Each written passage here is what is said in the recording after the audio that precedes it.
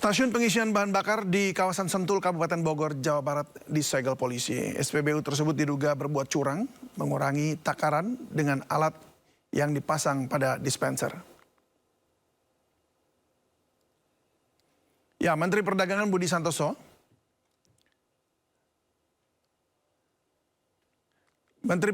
Santoso bersama Bareskrim Polri dan Pertamina meninjau SPBU nakal yang mengurangi takaran, dan pengelola SPBU nakal ini memasang alat pengurang takaran di dalam dispenser yang dikendalikan dengan remote melalui ponsel. Dan Direktorat Tindak Pidana Tertentu Bareskrim Polri mengatakan diduga pemasangan alat sudah lama berlangsung dan mengecoh petugas pengukur meteran SPBU. Bareskrim Polri telah menetapkan seorang pengawas SPBU menjadi tersangka.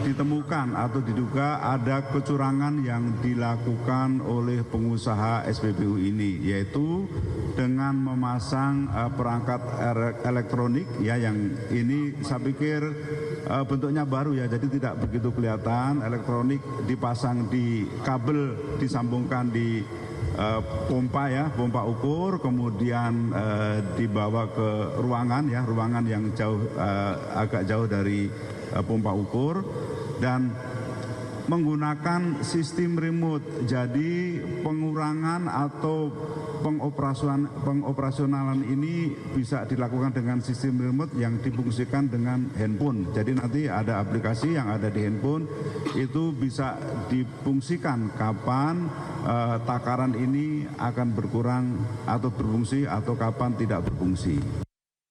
Modus operandi yang dilakukan oleh SPBU ini adalah dengan memasang kabel tambahan berjenis kabel data yang terpasang di dalam blok kabel arus atau junction box di bawah dispenser yang tersambung pada panel listrik dan pada seperangkat modul yang terdiri dari satu buah mini smart switch dan satu buah MCB serta dua buah relay yang merupakan kategori alat lainnya sebagai tambahan.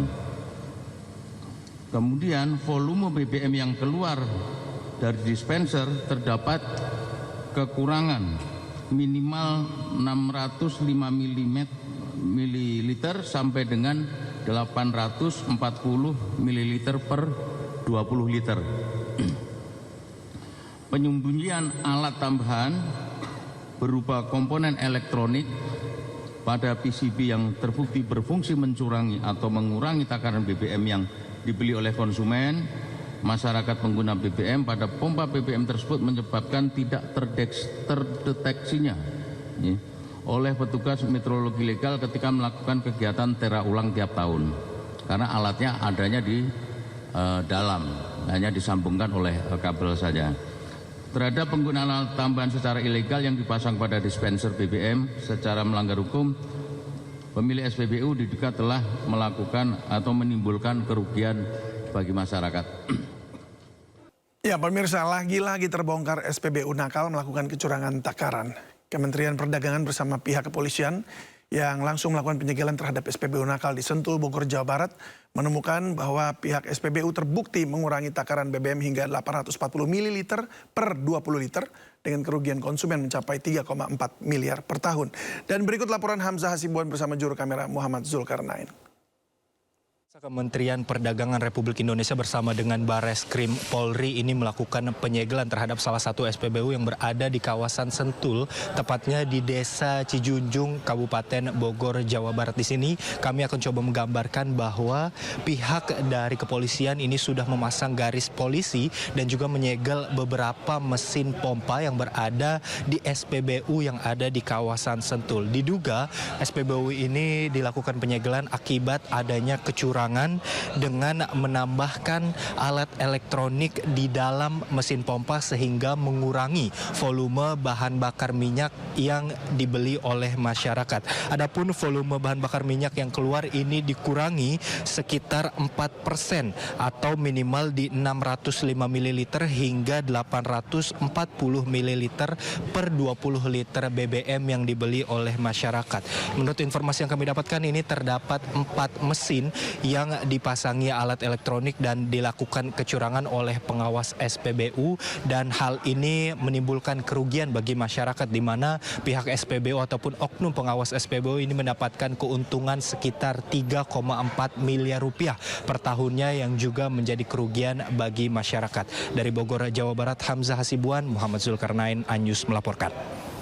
Ya, pengurangan takaran juga terjadi pada minyak kita. Persatuan Pengusaha Minyak Goreng Kemasan Indonesia, Permikindo, menemui Kementerian Perdagangan untuk membahas masalah penjualan minyak kita. Permikindo mengakui sejumlah repacker mengurangi takaran minyak kita 1 liter.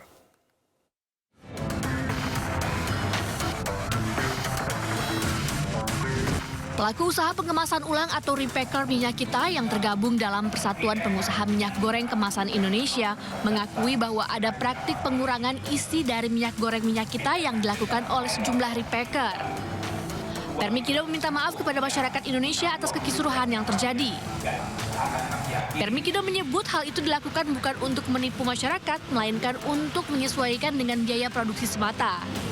Pasalnya, minyak kita yang sampai kepada repacker sudah di atas harga eceran tertinggi, yaitu Rp13.500 per liter. Selain itu, para repacker juga tidak mendapatkan minyak goreng domestic market obligation atau DMO. Kenapa logikanya harus kurang takaran? Kan itu intinya tuh. Ya, kecurangan. Nah, repacker itu disebabkan karena tidak mendapatkan DMO, maka ya maklumlah ya, produksi harus berjalan. Nah, permintaan tinggi, karyawan wajib digaji. Sementara minyak bahan baku DMO-nya tidak ada. Maka yang ada di pasaran itu adalah minyak dengan status industri. Kementerian Perdagangan melalui Direktorat Jenderal Pelindungan Konsumen dan Tertib Niaga telah memberikan sanksi kepada 66 distributor dan pengecer yang melanggar penjualan minyak kita. Hal ini sebagai hasil dari pengawasan distribusi minyak kita terhadap 316 pelaku usaha di 33 provinsi. Dari Jakarta, Stephen Patinama, Jaka Samsa, iNews melaporkan. Kita ke informasi lainnya, pemirsa. Polda Lampung memaparkan hasil otopsi ketiga jenazah anggota polisi dari Kabupaten Waikanan, Lampung yang dilakukan tim DVI Bidokes dan Forensik Rumah Sakit Bayangkara Polda Lampung.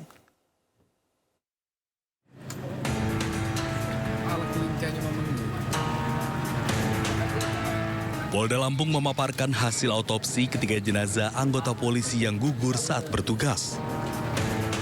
Dari hasil otopsi tersebut diketahui bahwa ketiga korban ditembak masing-masing satu dari area vital hingga menyebabkan kematian. Dari hasil otopsi, Kapolsek Negara Batin AKP Anumerta Lusianto terdapat luka di dada kanan dan proyektil peluru ada di rongga dada sebelah kiri. Sementara anggota Polsek Negara Batin, Aibda Anumerta Petrus, terluka di mata sebelah kiri dan proyektil terdapat di tempurung kepala. Sedangkan Bribtu Anumerta Galip Suryaganta, anggota Satreskrim Polres Waikanan, terdapat luka di sisi kiri bibir dan proyektil ada di tempurung kepala dan tenggorokan. Ajun Komisaris Anumerta Lusianto, terdapat lubang bekas peluru dari arah depan di dada kanan, dan saat dilaksanakan otopsi proyektil peluru ada di rongga dada sebelah kiri.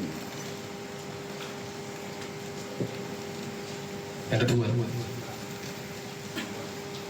Aibda Anumerta Petrus, terdapat bekas luka peluru, lubang luka peluru dengan arah tembak dari depan di persis mata sebelah kiri.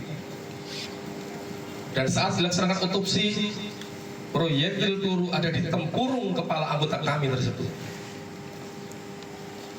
Dan yang ketiga adalah Bribtu Anumerta Galip, terdapat lubang bekas peluru pada sisi kiri bibirnya, menembus rongga mulutnya, dan saat dilakukan otopsi proyektil peluru ada di tempurung kepala dan di tenggorokannya. Jadi sekitaran itu ada di tempurung kepala belakang.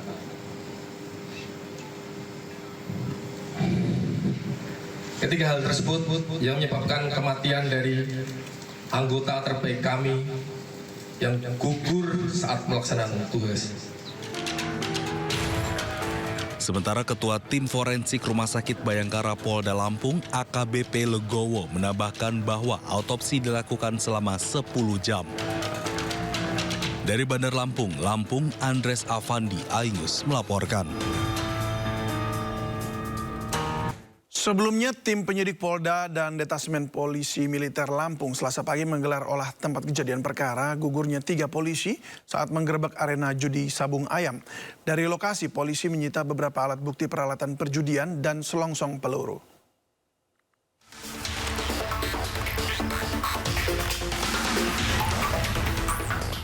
Tim gabungan dari Polda Lampung dan Detasmen Polri Militer atau Denpom Lampung menggelar olah tempat kejadian perkara 3 polisi yang gugur saat menggerebek judi Sabung Ayam.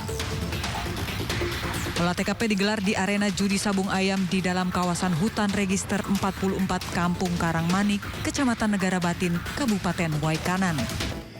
Dalam olah TKP, petugas menyita beberapa peralatan judi Sabung Ayam dan selongsong peluru yang diduga milik pelaku. Kemudian yang berkaitan dengan adanya korban yang berhubungan dengan itu, kita mendapatkan ada sejumlah 12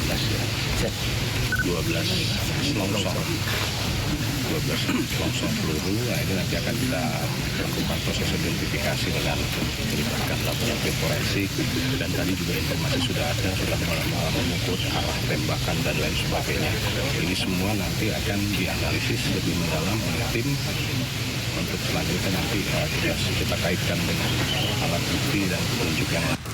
Sebelumnya penggerebekan arena judi Sabung Ayam di Negara Batin Waikanan menggugurkan 3 anggota polisi. Mereka gugur akibat ditembak oleh beberapa orang pengelola arena judi Sabung Ayam tersebut.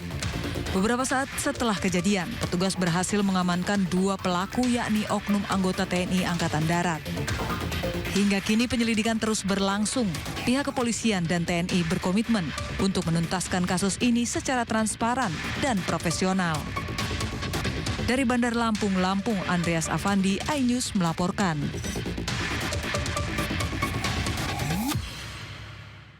Kapolda Lampung dan Danrem 043 Garuda Hitam meninjau lokasi judi Sabung Ayam yang menjadi tempat kejadian penembakan di Waikanan, Lampung.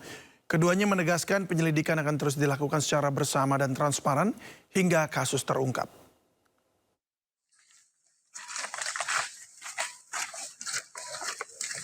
Polda Lampung, Irjen Helmi Santika dan Danrem 043 Garuda Hitam, Brigjen Rika Hidayatullah meninjau tempat kejadian perkara penembakan 3 personel Polri di Kampung Karangmanik, Kecamatan Negara Batin, Waikanan, Lampung.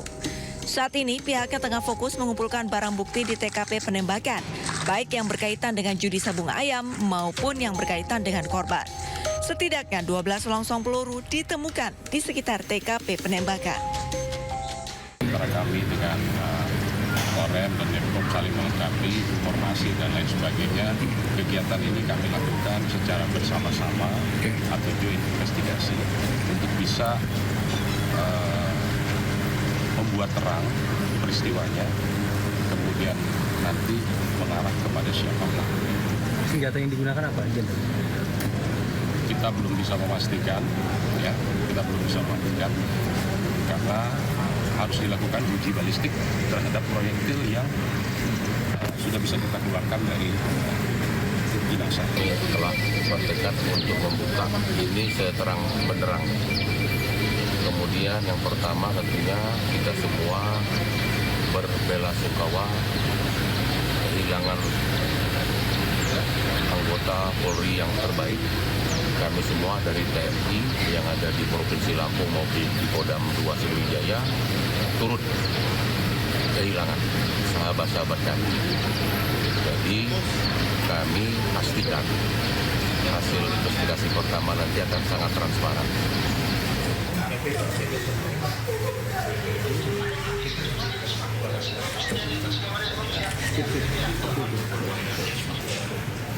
Usai meninjau TKP, Kapolda Lampung dan Komandan Korem 043 Garuda Hitam menemui keluarga polisi yang menjadi korban penembakan. Pertemuan yang dilakukan di Rumah Sakit Bayangkara Lampung ini pun diwarnai isak tangis keluarga korban.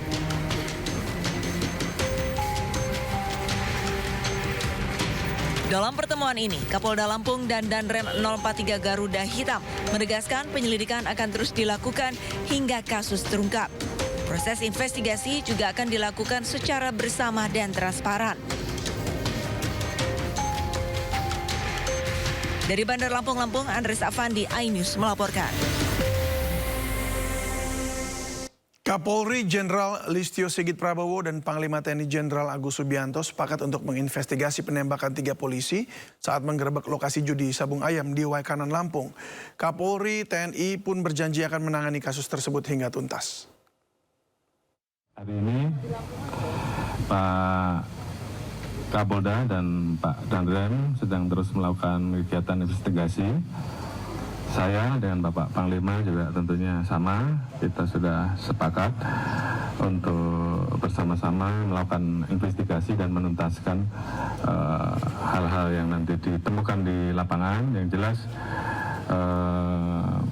tentunya kita selalu mendorong dan mengingatkan seluruh anggota untuk terus bekerja dengan baik, dengan penuh semangat, hati-hati dan selalu jaga sinergitas, soliditas untuk kepentingan rakyat. Terima kasih. Hukuman berat menanti oknum anggota TNI yang menembak 3 polisi hingga tewas saat menggerebek judi sabung ayam. Selain hukuman berat, Menko Polkam Budi Gunawan juga minta proses hukum terhadap pelaku berjalan transparan. Dilakukan oleh oknum tersebut ini sangat tidak dapat dibenarkan karena sudah melakukan tingkatan kejahatan yang sangat fatal gitu. Ini sangat tidak baik dan sangat mengganggu, ada potensi mengganggu soliditas ke depan. Karena perbuatan ini sangat tercela, melakukan penembakan dengan peluru tajam mengakibatkan meninggalnya 3 prajurit Polri dari Polsek Polres di Waikanan tersebut. Yang kedua, oknum tersebut melindungi kejahatan, bahkan memiliki arena sabung ayam. Kita tahu yang dilarang secara pidana di negara kita. Yang ketiga, bisa mengganggu soliditas TNI Polri. Oleh karenanya, kita sudah sampaikan pada Panglima, Kapolri harus dilakukan tindakan yang tegas. Proses hukum, berikan hukuman yang terberat. Yang terberat tanpa pilih kasih dan melakukan secara transparan. Ini proses sudah berlangsung, sudah ditangani oleh TNI. Kita ikuti nanti perkembangan seperti apa. Kemudian yang kedua, saya pastikan bahwa untuk soliditas TNI Polri sampai dengan saat ini masih terjaga. Kita akan terus lakukan langkah-langkah penguatan untuk dalam hal sinergi maupun juga kolaborasi soliditas TNI Polri, antara lain dengan kegiatan buka bersama kemarin, dan ini akan ditularkan terus kepada seluruh daerah. Makanya kejadian-kejadian seperti ini tidak boleh ditoleransi lagi, harus tindak tegas, karena oknum-oknumnya ini bisa mengakibatkan hal-hal yang mengganggu soliditas dan program pemerintah ke depan. Ini beberapa hal yang sudah saya sampaikan. Pak Menko, untuk mengantisipasi misalnya ada aksi balasan begitu ya antar instansi, apakah kemudian ada himbauan juga supaya baik itu dari TNI ataupun Polri ini bersikap tenang menyikapi proses hukum yang sedang berjalan? Sudah, luaran itu sudah. Hari ini Panglima Kapolri melakukan video conference kepada seluruh jajaran. DPR RI dan pemerintah sepakat membawa revisi Undang-Undang TNI ke paripurna yang akan digelar pada Kamis besok. Dan keputusan diambil usai seluruh fraksi sepakat dalam rapat Komisi 1 DPR bersama pemerintah pada Selasa siang.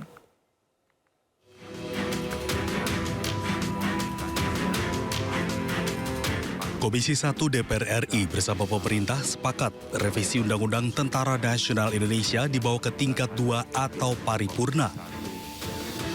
Keputusan ini disetujui oleh seluruh fraksi di DPR dalam rapat kerja Komisi 1 DPR Selasa siang. Rapat juga dihadiri Menteri Hukum dan Wakil Menteri Pertahanan. Selanjutnya, rapat paripurna untuk mengesahkan RUU TNI akan digelar Kamis pekan ini.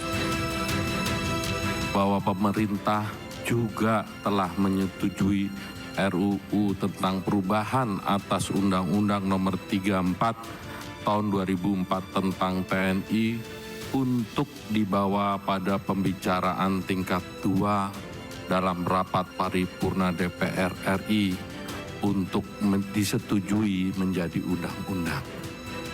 Perubahan Undang-Undang TNI mencakup perpanjangan usia dinas keprajuritan, penambahan kementerian atau lembaga yang bisa diduduki prajurit aktif menjadi 15 instansi dan operasi militer TNI di luar perang.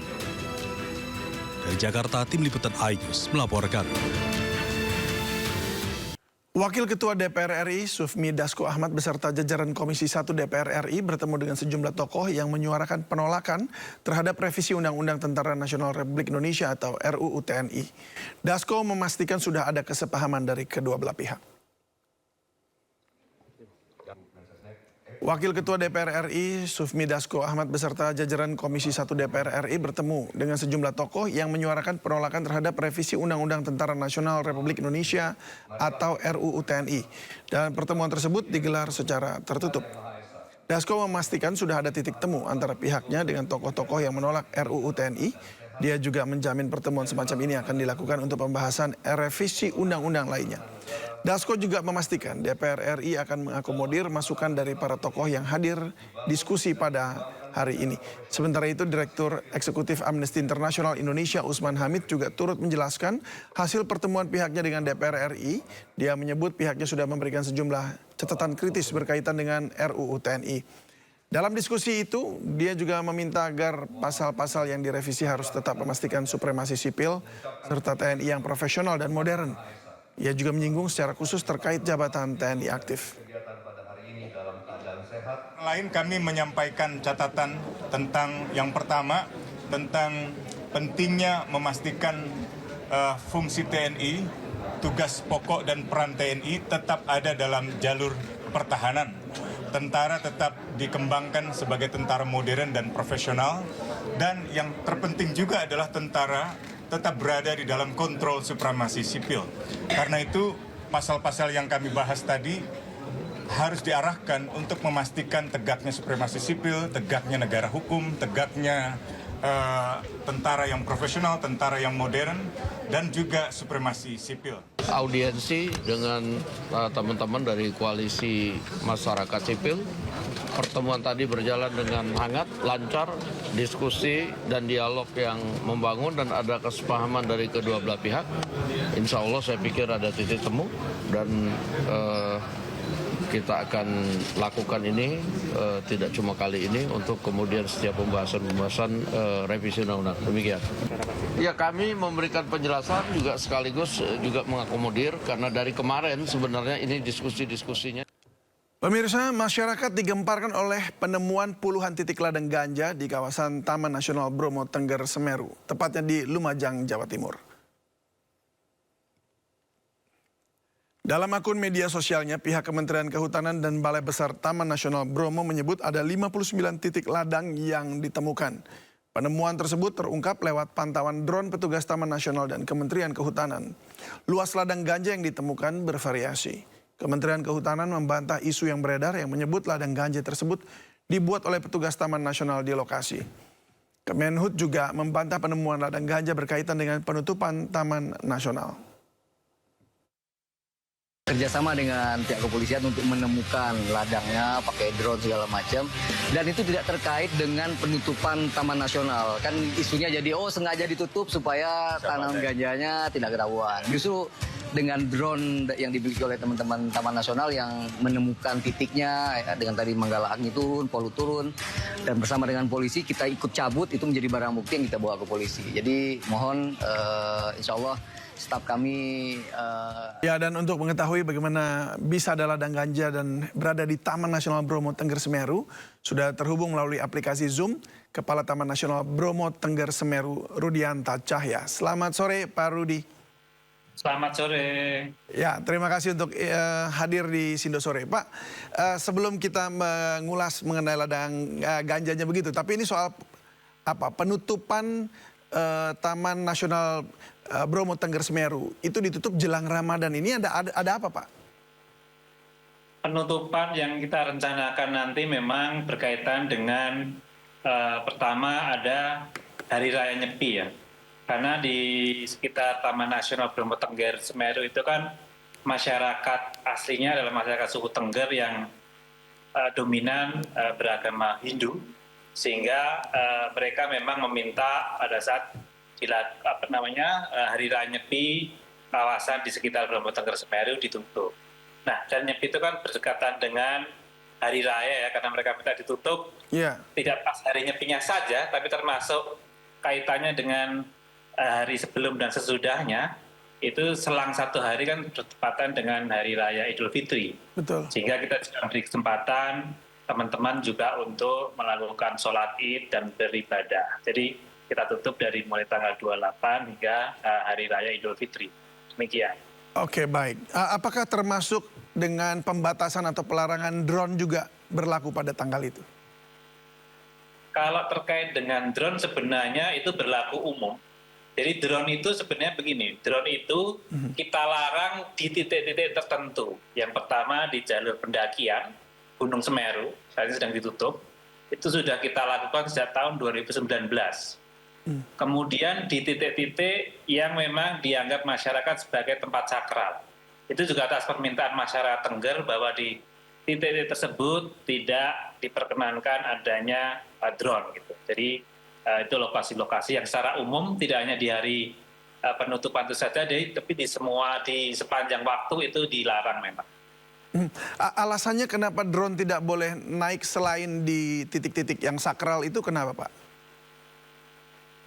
Terbalik, Pak. Jadi yang tidak boleh malah di titik sakral itu. Iya, justru di lainnya malah boleh. Oh, tadi Anda katakan sempat di jalur juga, jalur pendakian tidak? Jalur pendakian ya, jadi kan berbeda. Titik sakral dengan jalur pendakian itu kan lokasi yang berbeda ya.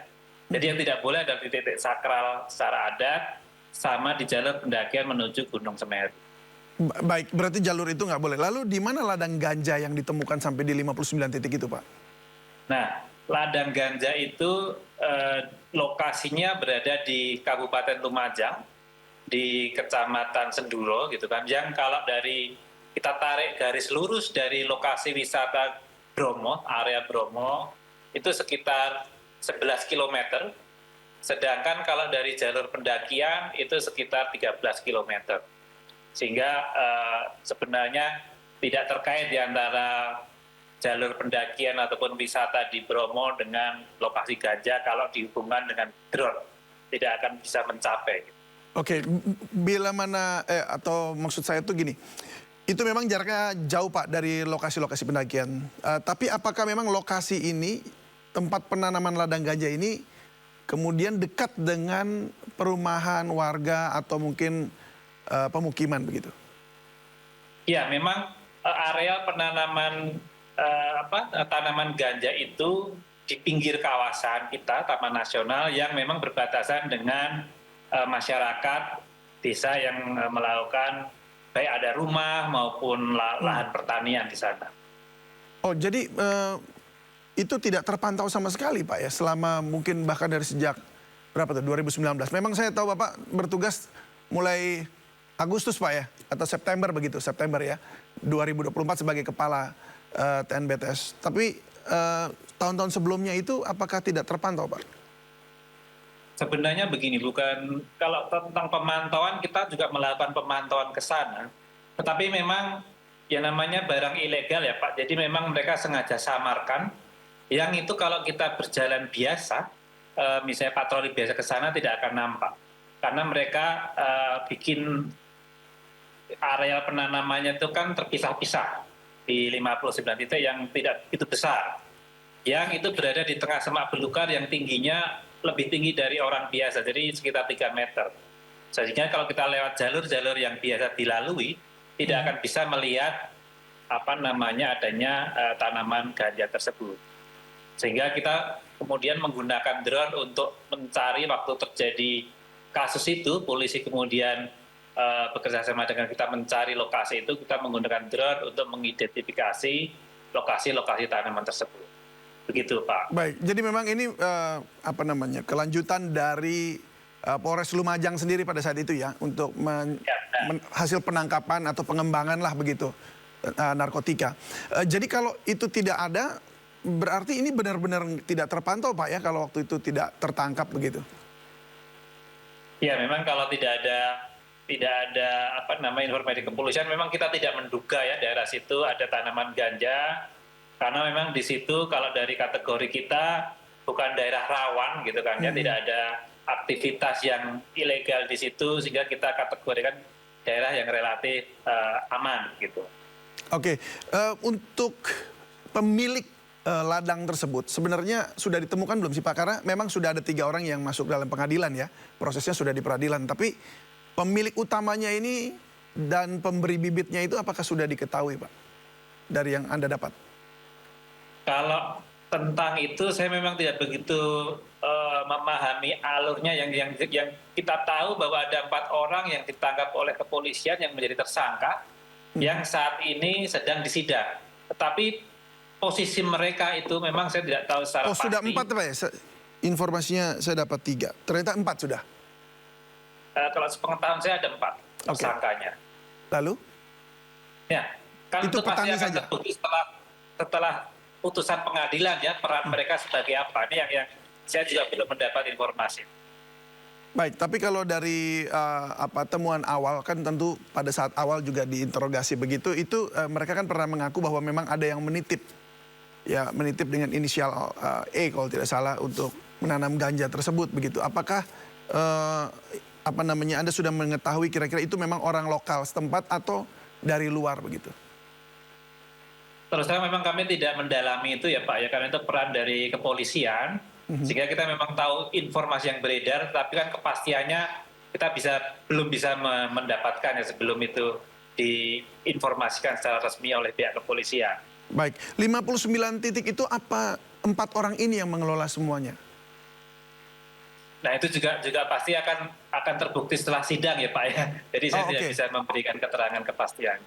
Oke, baik. Sebab ya tentunya di persidangan pasti dipertanyakan. Hanya kami ingin tahu lebih dalam lagi karena apakah memang ini ladang 59 itu kan banyak sekali Pak ya. Dan itu pasti di wilayah yang cukup luas. Nah kalau begitu itu berapa luas Pak 59 titik itu di kawasan TNBTS yang dipakai untuk ladang ganja? Kalau kita hitung-hitung dari identifikasi yang kita lakukan di tiap titik itu, kalau kita jumlah 59 titik itu sekitaran 0,6 hektar ya Pak. Karena memang tiap titiknya tidak terlalu luas juga. Oh begitu. Dan sekarang ini ke 59 titiknya juga sudah dibakar gitu, dihancurkan begitu ladangnya. Kemudian menjadi barang bukti pihak kepolisian. Kita kemudian bersihkan, setelah pasca pencabutannya kita bersihkan arealnya, yang kemudian kita akan menunggu dulu kepastian kasus ini, baru nanti kita akan lakukan pemulihan di tempat-tempat tersebut. Baik, ini seperti apa sebenarnya fungsi pengawasan di TNBTS Pak? Karena ini lebih dari 59 tepatnya ladang ganja ini lolos dari pantauan jika Polres Lumajang ini tidak menangkap pengedarnya.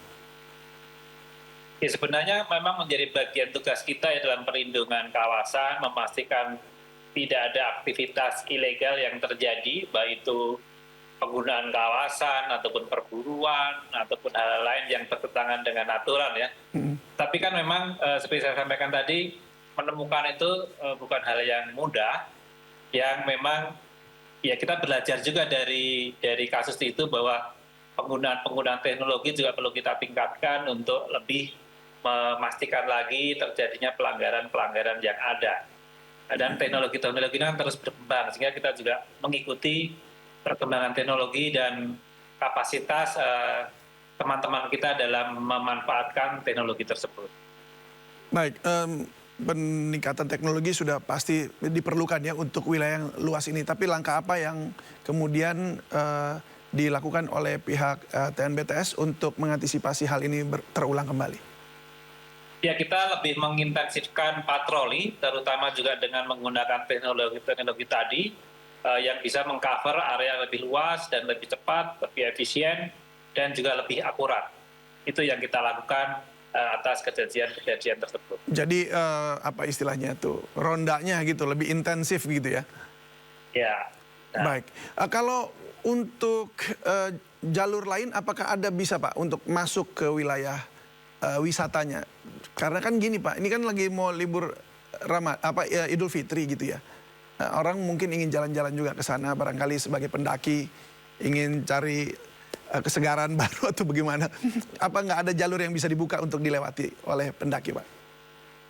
Jadi gini, kalau tentang pintu masuk kawasan kan memang sudah dipastikan ya, ada 4 pintu masuk utama. Ke Bromo itu ada 3, dari Kabupaten Pasuruan, Lumajang, Malang. Itu memang waktu Lebaran nanti kita tutup. Nah, pendakian yang satu lagi pintu pendakian Semeru. Pendakian Semeru memang sedang kita tutup karena situasi cuacanya kurang mengizinkan. Nah, nanti harapannya kalau memang pembukaan akan dilakukan setelah libur Lebaran untuk 3 tadi, termasuk untuk Semeru kita akan mendengarkan juga, memperhatikan masukan-masukan terutama dari BMKG ya tentang pelakiran cuaca yang ada di lokasi tersebut. Baik, Pak Rudianta, terima kasih banyak sudah berbagi bersama kami di Sindo Sore. Semoga peristiwa Lada Gajah ini tidak terulang baik di situ maupun di tempat yang lain, karena kita berharap ini jadi taman nasional yang bisa dinikmati, jadi berkah gitu ya buat masyarakat Indonesia. Terima kasih, salam sehat selalu Pak. Sama-sama. Kita ke informasi lainnya, pemirsa. Gubernur Jakarta Pramono Anung, Menko PMK dan Menko Pangan mengunjungi tempat pengolahan sampah terpadu TPST Bantar Gebang, Bekasi, Jawa Barat. Ketiga ex-menteri era Presiden Joko Widodo ini meninjau fasilitas pengolahan sampah milik pemerintah Provinsi Jakarta berupa Refuse Derived Fuel. Fasilitas RDF di Bantar Gebang sudah berjalan dengan kapasitas pengolahan sampah sebanyak 2.000 ton per hari. RDF sendiri adalah metode pengolahan sampah dengan cara daur ulang dan mengubah sampah menjadi bahan bakar terbarukan sehingga menambah nilai ekonomi sampah. Metode RDF diharapkan bisa mengurangi sampah yang bermuara di Bantar Gebang. Ini akan sangat bermanfaat bagi Jakarta. Jakarta sekarang ini setiap hari rata-rata kurang lebih 8.000 lah sampahnya. Dan dengan proses yang ada RDF di Bantar Gebang maupun Rorotan, mudah-mudahan bisa turun nanti sampai dengan 5.000 sampai 6.000. Pemerintah berencana membangun kembali proyek Giant Seawall atau tanggul laut raksasa di utara Pulau Jawa. Hal ini dilakukan untuk menangani persoalan penurunan muka tanah dan banjirop di pesisir utara Pulau Jawa. Menko Infrastruktur dan Pembangunan Kewilayahan Agus Harimurti Yudhoyono mengatakan rencananya ia dan jajarannya akan melakukan integrasi dan pemutakhiran semua studi-studi soal Giant Seawall yang sudah ada dan pernah dilakukan di Indonesia. Pembangunan tanggul laut akan menggunakan skema pendanaan yang disiapkan pemerintah dan melibatkan swasta. Pembangunan tanggul laut tidak akan dilakukan secara penuh dari Banten hingga Jawa Timur. Tak selamanya akan menggunakan beton, namun juga akan menggunakan tembok alami semacam lahan mangrove. Dikerjakan secara paralel karena kita memetakan tadi, nanti bisa dijelaskan pada saatnya, misalnya pesisir utara Jawa itu tidak semuanya harus menjadi prioritas nomor 1. Ada beberapa yang masih bisa dengan pendekatan lain. Jadi ada istilahnya itu gray solution dengan green solution. Misalnya beton itu sudah merupakan ya berarti ada pembangunan infrastruktur, tapi juga masih bisa menggunakan pendekatan misalnya dengan mangrove dan lain sebagainya atau kombinasi di antaranya. Kemudian tadi juga dipaparkan oleh Pak Deputi ada beberapa pilihan. Pilihan ini tergantung kondisi sekali lagi dari tiap-tiap daerah. Bisa tanggul itu sifatnya kita defensif, kita ada tetap di situ diberikan tanggul, atau karena kalau sudah parah sedangkan anggaran membuat tanggul lebih mahal dibandingkan kita mundur, maksudnya retreat, masyarakat harus mundur sedikit begitu, kalau memungkinkan lahannya masih ada, bisa dipilih jalan itu. Atau kalau memang tidak memungkinkan untuk mundur bertahan, maka go forward, ke depan. Jadi kita majukan, itulah konsep Sea Dikes atau konsep. Pemirsa, meski lebaran masih di akhir bulan nanti, namun pemudik sudah mulai nampak memadati Terminal Kalideres, Jakarta Barat. Pulang kampung lebih awal dipilih untuk menghindari keramaian dan kenaikan harga tiket. Pemirsa, meskipun lebaran masih menghitung minggu, tapi tampaknya antusias dari masyarakat yang hendak melakukan perjalanan pulang kampung sudah mulai tampak di Terminal Kalideres, Jakarta Barat. Ini berdasarkan pemantauan kami sejak pagi, ini sudah ada puluhan masyarakat yang tentunya atau calon pemudik yang menunggu terkait jadwal keberangkatan yang hendak pulang kampung. Yang paling banyak mendominasi perjalanan pulang kampung di tempat saya mengabarkan ini, yakni yang mengarah ke Sumatera, ke Padang, hingga ke Jawa Tengah. Nah, meskipun ini tidak terbilang tinggi untuk hari ini, namun nantinya diperkirakan bahwa perjalanan ini akan tinggi pada tanggal 27 Maret 2025 bisa sampai tembus untuk pergerakan masyarakat ataupun pemudik di angka 6 sampai 7 ribu. Nah, alasan para pemudik ini mudik lebih awal adalah dikarenakan untuk menghindari dari harga tiket yang terbilang nanti naik, kemudian juga menghindari keramaian maupun kemacetan. Nah, sementara itu untuk pengelola dari Kalideres ini juga menyediakan fasilitas nantinya mendekati lebaran, mulai dari penyediaan dari posko pengamanan, kemudian juga kesehatan, bahkan untuk pengecekan rem dan sopir ini dipastikan untuk tes urinnya ini juga dipastikan akan dicek secara berkala untuk memastikan sekali lagi dari calon pemudik ini sampai dengan aman dan selamat di tempat tujuan masing-masing. Dari Jakarta, Esra Barita, Irian Syawahyudi, iNews melaporkan. Sementara itu, Kepala Terminal Kalideres menyatakan para pengemudi angkutan lebaran akan menjalani tes urin guna memastikan bebas dari narkoba. Pemeriksaan kendaraan juga dilakukan guna mengedepankan aspek keselamatan. Kita dibantu dari Dinas Kesehatan DKI Jakarta, kemudian Sudin Kesehatan Jakarta Barat, dan Puskesmas Jakarta Barat. Dan dibantu dari Badan Narkotika Provinsi DKI untuk memeriksa kesehatan dan tes urin pengemudi supaya dipastikan pengemudi yang mengemudikan kendaraan itu tidak terpapar narkoba sehingga tidak membahayakan keselamatan dari penumpang yang diangkut. Kemudian kita ada posko ramcek, ya. Posko ramcek itu adalah posko pemeriksaan kelaikan jalan bus. Nah, kita dibantu dari pengujian kendaraan bermotor kedong angke di Sub DKI dan juga dari Kementerian Perhubungan BPTJ, kemudian dari Sudin Perhubungan Jakarta Barat maupun dari Polsek Kalideres. Itu memeriksa komponen-komponen yang ada pada kendaraan itu seperti komponen utama dan komponen penunjang. Seperti komponen utama itu seperti sistem rem, ya, sistem kemudi, kemudian lampu, seperti roda, ban. Nah, itu harus berfungsi dengan baik. Untuk hal tersebut tidak ada toleransi, ya. Toleransinya nol karena untuk menyangkut aspek keselamatan. Menyambut masa mudik lebaran, Jasa Marga menggelar siaga operasional Idul Fitri 1446 Hijriah. Hal ini menunjukkan kesiapan layanan operasional Jasa Marga yang diwujudkan melalui peningkatan pelayanan dalam periode Idul Fitri mendatang. PT Jasa Marga memprediksi sebanyak 2,18 juta kendaraan akan melakukan arus mudik saat libur Lebaran 2025. Angka ini dinilai naik 1,1% dibandingkan dengan arus mudik tahun lalu. Sejumlah persiapan juga digelar meliputi aspek keamanan, keselamatan, dan juga strategi antisipasi untuk menangani hal darurat. Potongan tarif bagi para pemudik yang memilih pulang kampung lewat jalur darat ini juga tetap dilakukan. Kalian di sini mengawali, nanti di slide berikutnya akan disampaikan juga bahwa akan ada potongan tarif sebesar 20% untuk periode mudik sendiri itu terjadi di 24 Maret mulai pukul 5 pagi sampai dengan 28 Maret 5 pagi. Jadi ada 4 hari. Ini berlaku untuk semua golongan untuk perjalanan menerus dari Jakarta Cikampek sampai dengan Semarang.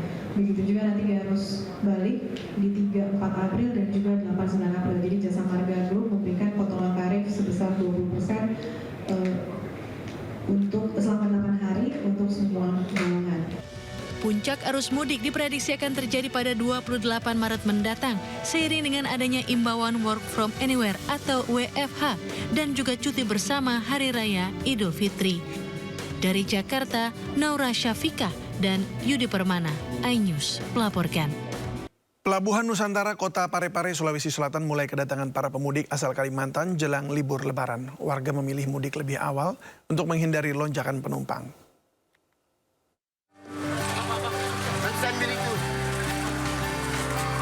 Ribuan penumpang kapal asal Kalimantan tiba di dermaga Pelabuhan Nusantara Kota Parepare, Sulawesi Selatan. Tiba dengan menggunakan KM Lambelu milik PT Pelni. Meski arus mudik libur Lebaran Idul Fitri masih sepekan, namun lonjakan penumpang kapal di Pelabuhan Nusantara Kota Parepare ini sudah terlihat padat. Pasalnya, alasan warga untuk memilih mudik lebih awal untuk menghindari lonjakan penumpang kapal saat arus mudik Idul Fitri nanti. Padat. Ini dalam rangka apa balik, Bu?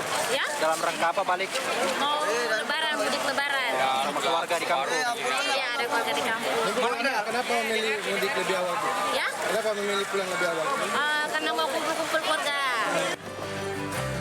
Meskipun mengambil waktu mudik lebih awal, namun kepadatan penumpang sudah terjadi di atas kapal. Selain menghindari lonjakan, tujuan mudik lebih awal ini yaitu untuk menghabiskan waktu lebih lama dengan keluarga di kampung halaman. Dari Parepare, Sulawesi Selatan, Erwin Eka Pratama, iNews melaporkan. Menteri Keuangan Sri Mulyani menjawab isu mundur dari Kabinet Merah Putih yang ramai beredar belakangan ini. Bendahara negara ini menegaskan dirinya tetap fokus bekerja menjalankan tugas dan kepercayaan Presiden Prabowo untuk mengurus keuangan negara. Juga menegaskan banyak yang berumor mengenai posisi saya. Sampai sekarang saya tetap fokus menjalankan tugas negara, kepercayaan Presiden untuk mengelola APBN dan keuangan negara secara profesional. Ini untuk menegaskan terhadap berbagai rumor mengenai posisi Menteri Keuangan. Tegaskan saya ada di sini berdiri dan tidak mundur. Ya kan? Saya tegaskan saya mengelola APBN dan bersama-sama dengan tim Kementerian Keuangan terus menjaga keuangan negara. Kami ada di sini, kami bertanggung jawab, kami terus menjaga keuangan negara sebagai instrumen yang sungguh luar biasa penting bagi pencapaian tujuan-tujuan pembangunan yang sudah disampaikan oleh Presiden Prabowo dan juga di dalam menjaga kepercayaan masyarakat. Itu tanggung jawab dan tugas kami. Kami tetap berdiri teguh untuk bekerja fokus mengelola APBN. Indeks harga saham gabungan atau IHSG kembali menguat hingga 100 poin atau 1,5% sejak pembukaan pagi tadi. IHSG kembali berjaya setelah anjlok lebih dari 5% pada sesi pertama perdagangan kemarin. Indeks harga saham gabungan atau IHSG berhasil menguat pada perdagangan sesi 1 pada Rabu siang. Data RTI Bisnis menunjukkan IHSG menguat 61,08 poin atau 0,98% di level 6.284,47 pada penutupan sesi 1 pukul 12 waktu Indonesia Barat. Level tertinggi IHSG per pukul 12 waktu Indonesia Barat adalah 6.304,36. Dan hingga intraday sore tadi, IHSG menguat hingga 1,5% di angka 6.320. Penguatan IHSG diantaranya disebabkan efek atau sentimen positif, diantaranya kembalinya kepercayaan investor setelah pernyataan Menteri Keuangan Sri Mulyani yang membantah isu kemunduran dirinya sebagai Menteri Keuangan dan juga kunjungan Wakil Ketua DPR RI ke bursa. Bank Indonesia menahan suku bunga acuan di angka 5,75% pada Maret 2025 ini. Keputusan ini diumumkan Gubernur BI Peri Warjio dalam rapat Dewan Gubernur hari ini. Gubernur Bank Indonesia Peri Warjio mengungkapkan penahanan suku bunga di posisi 5,75% konsisten dengan upaya BI dalam menjaga inflasi tetap terkendali. Target sasarannya adalah 2,5% plus minus 1% pada 2025 dan 2026. Peri juga ingin tetap mempertahankan stabilitas nilai tukar rupiah yang sesuai dengan fundamental, khususnya di tengah ketidakpastian global yang tetap tinggi. BI juga terus mencermati prospek inflasi dan pertumbuhan ekonomi dalam memanfaatkan ruang penurunan BI rate dengan mempertimbangkan pergerakan nilai tukar rupiah. Rapat Dewan Gubernur Bank Indonesia pada 18 dan 19 Maret 2025 memutuskan untuk mempertahankan BI rate sebesar 5,75%. Demikian juga suku bunga deposit facility tetap sebesar 5% dan suku bunga lending facility tetap sebesar 6,5%. Keputusan ini konsisten dengan upaya menjaga perkiraan inflasi 2025 dan 2026 tetap terkendali dalam sasaran 2,5 plus minus 1%, mempertahankan stabilitas nilai tukar rupiah yang sesuai dengan fundamental di tengah ketidakpastian global yang tetap tinggi, dan turut mendorong pertumbuhan ekonomi yang Barreskrim Polri membongkar penipuan berkedok investasi trading saham dan mata uang kripto. Total korban yang teridentifikasi sebanyak 90 orang dengan nilai kerugian sebesar 105 miliar rupiah. Dalam rilis yang digelar siang tadi, Direktur Tindak Pidana Siber Barreskrim Polri, Brigjen Polisi Himawan Bayu Aji menjelaskan pelaku menggunakan modus menawarkan investasi dengan membuat iklan untuk mempelajari bisnis trading saham dan kripto di media sosial. Jika bergabung, korban dijanjikan mendapat keuntungan sebesar 20 hingga 300%. Selanjutnya korban diarahkan untuk mentransfer dana ke beberapa rekening bank yang dibuat pelaku. Sampai dengan saat ini, jumlah korban mencapai 90 orang dan diperkirakan akan terus bertambah. Adapun jumlah total kerugian dari 90 orang tersebut mencapai 105 miliar rupiah. Bahwa dalam upaya pengungkapan kasus ini, Direktorat Siber Barreskrim Polri berhasil menangkap 3 orang tersangka WNI yang terlibat. Penyidik telah melakukan pemblokiran dan penyitaan uang dari 67 rekening bank yang diduga merupakan penampungan hasil kejahatan sebesar 1.583.583.568 rupiah. Pasal yang dipersangkakan kepada 3 tersangka yaitu tindak pidana dengan sengaja dan atau mentransmisikan informasi elektronik dan atau dokumen elektronik yang berisi pemberitahuan bohong atau informasi menyesatkan yang mengakibatkan kerugian material bagi konsumen dalam transaksi elektronik dan atau penipuan, perbuatan curang, dan atau tindak pidana pencucian. Kita ke mancanegara, pemirsa. Masyarakat dan perwakilan pemerintah berkumpul bersama untuk berbuka puasa di atas ketinggian 270 meter dengan berada di atas jembatan Tabiat di Teheran, Iran.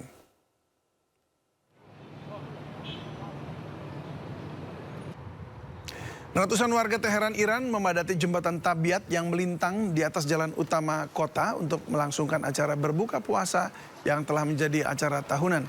Pihak panitia menyusun tikar berlapis di sepanjang jembatan dan menyusun satu persatu hidangan berbuka puasa berupa kurma dan air.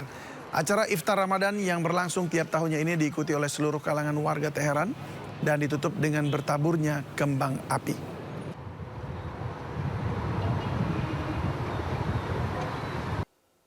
Ribuan umat muslim berkumpul di lapangan Meskel Addis Ababa, ibu kota Ethiopia, untuk berbuka puasa bersama selama bulan suci Ramadan. Tradisi tiap tahun ini diikuti oleh seluruh kalangan termasuk wanita dan anak-anak.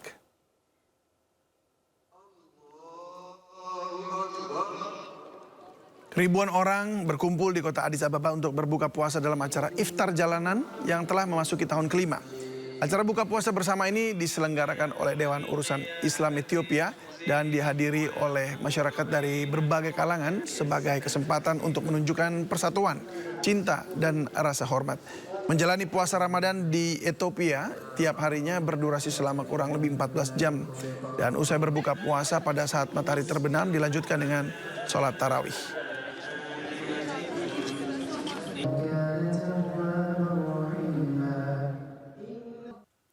Ratusan warga di kota Sarajevo, Bosnia menyambut antusias momen Ramadan 2025. Menariknya, Muslim di kota ini memiliki tradisi unik membunyikan meriam Ramadan sebagai tanda berbuka puasa. Lalu apa saja keunikan lain saat momen menjelang berbuka puasa di kota yang penuh dengan memorial menawan ini? Kita sudah bergabung dengan Haikal, mahasiswa Indonesia di Sarajevo. Haikal, selamat sore waktu Indonesia Barat. Selamat siang Mas, waktu Bosnia. Oke, baik. Mas, ini di sana jam berapa tepatnya? Beda berapa Sekarang jam kita? tepatnya jam 11:15. Jam 11 lah, Iya, beda 5 jam ya Iya. kita ya? Sekitar 5 jam begitu? Iya, sekitar 5 jam. Oke, di sana buka puasanya lebih cepat atau lebih lama, Mas?